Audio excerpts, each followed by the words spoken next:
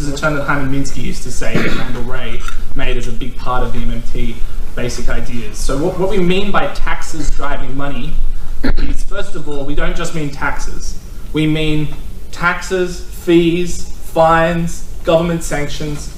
The broader definition of that word that we're using here is basically any non-reciprocal, so one-way obligation that's imposed on people.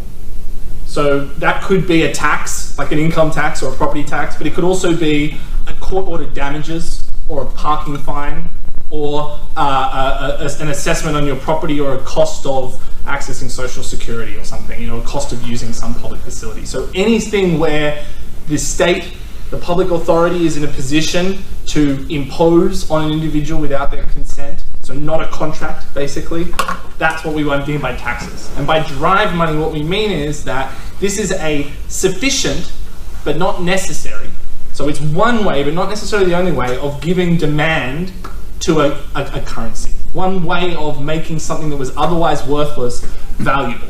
So the most vivid example, probably sort of the most brutal to make this point clear, and one of the aims of this is to show that the monetary system's value historically has always been rooted in hierarchical power, violence, these kinds of things. That's not to say that's a good thing, but that's to acknowledge that that's how monetary systems have historically worked.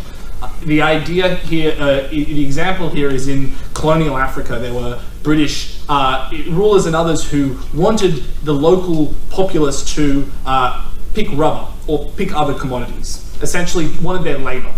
But the people in these communities who were colonized were not from economies that had been monetized. So they were either subsistence living or they had a gift economy or things. They weren't circulating a monetary instrument. That wasn't the thing that was driving their daily production.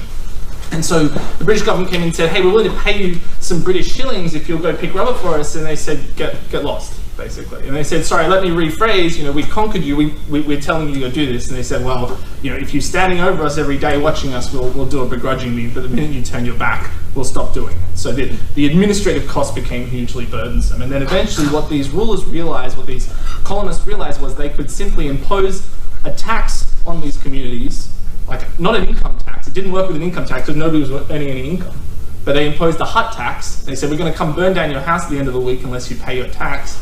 Suddenly everybody said, well, I really need to earn money now. I need to get some British shillings to pay my taxes because I don't want my house to be burned down. How do I do that?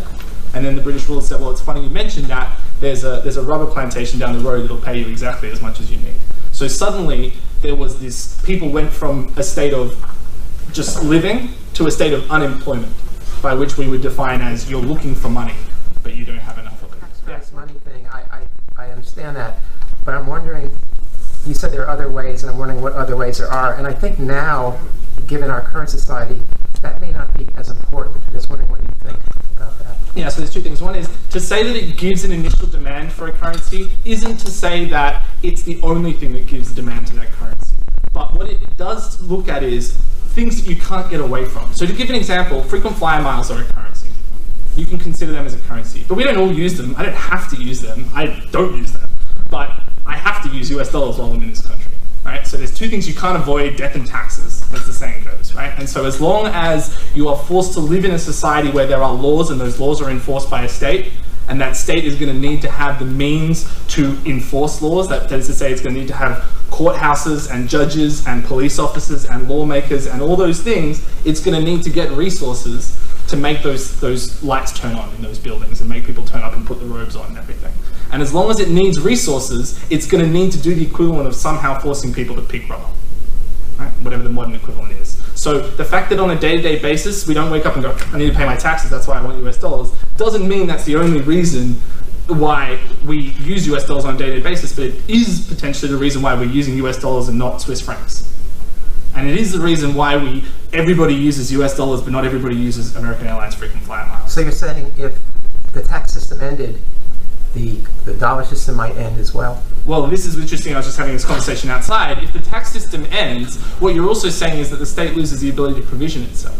So when the tax system goes, the legal system goes, the property rights systems go, the contract system goes. So what you're talking about is either a world where some other new public authority will ultimately emerge Maybe not at the US level, maybe it'll devolve into a bunch of smaller states and there'll be some period of chaos or whatever, maybe it'll be constructive. But either some new public authority will emerge, or you're going to have a system where you don't have a rule of law.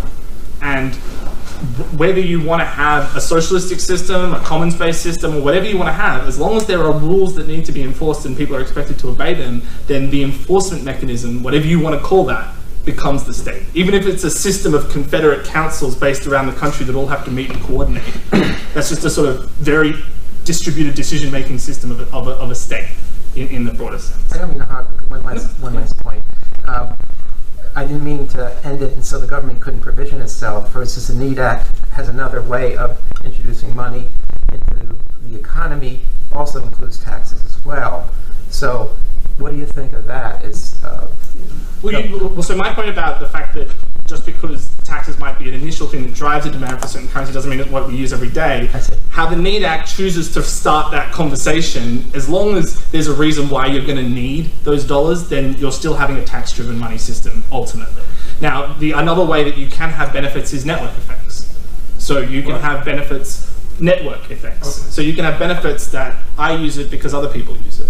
But that's not something that necessarily drives a stable long-term demand for a currency to be the dominant currency in a system. So, in the same way as we all use MySpace for a period because we all use MySpace and then we stopped and we all use Facebook because we use it, and next year we could use something different. Network effects are powerful, but they're also fickle in a way that a tax-based system isn't. So you can have multiple competing currencies. So this goes to the next one, the next term that is relevant here, which is also a Hyman-Minsky term, which is anyone can create money.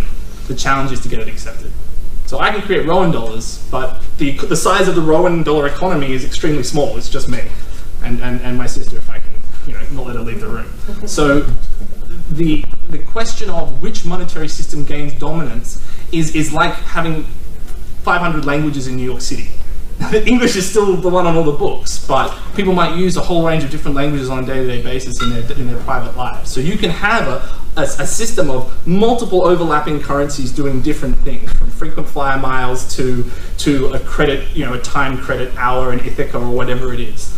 But as long as there is a common rule of law across the whole country and there is a system of taxes or a way of provisioning that, then whatever that entity declares acceptable will ultimately have a degree of moneyness. Now, if you're in a small developing country that primarily relies on foreign exports, your ability to force people into that tax economy might be very small. Your ability to force people to spend much time in that economy once you force them into it might be very small.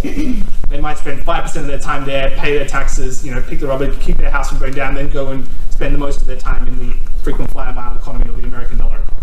But that's a function of the state's limited capacity. And in the same way as taxes drive money, you look at examples of hyperinflation in history, and they're usually examples where the state's broken down. The ability to collect taxes, the ability to enforce the rule of law has broken down. Sometimes that's a result of some outside shock that then kicks everything off and they don't respond to it appropriately. But that's usually one of the major reasons why the value of a currency that was in existence and in stable circulation suddenly drops to zero, is that the entity that turns the lights on in the courthouses stops being able to do so for some other reason that has nothing to do with it.